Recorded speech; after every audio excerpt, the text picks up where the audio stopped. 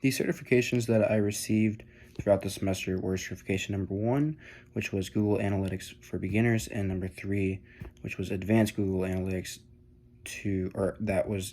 that allowed me to write about our social media audits, which I did over gambling in the NFL, Facebook with Metaverse, and GNC Live Well.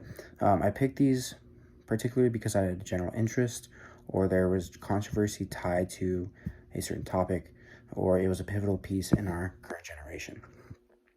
So going forward with GMC, their main issue was that they were selling products that were dangerous and horrible for human consumption that could lead in organ failure and or death.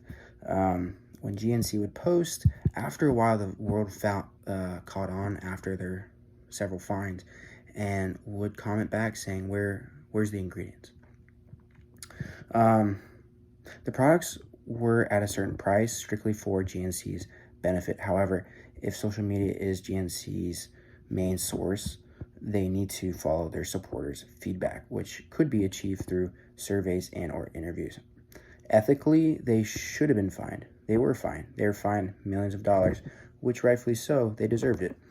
To make it a more inclusive and better community, hire different staff. Go to what we call NSF, which will approve what's actually in the ingredients and make it available for human consumption.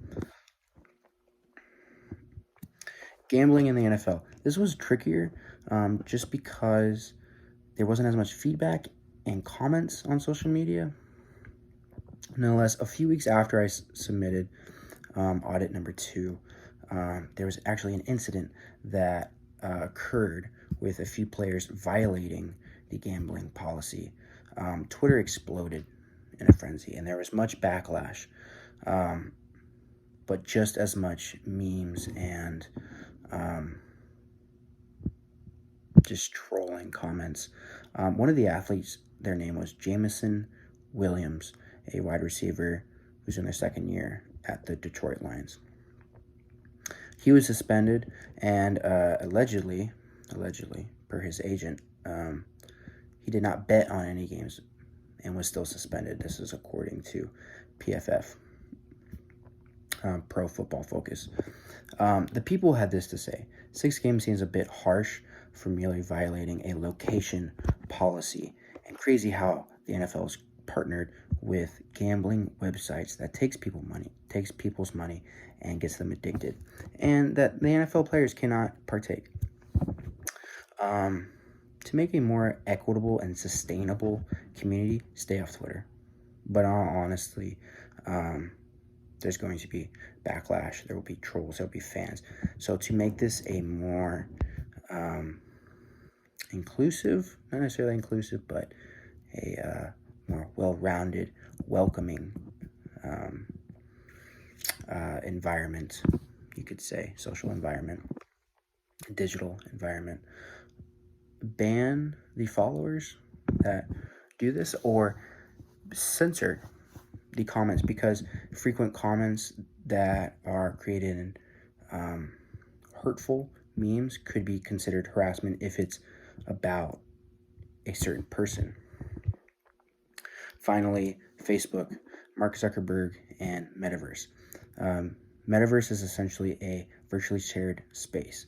This is a virtually shared physical space. It is on steroids.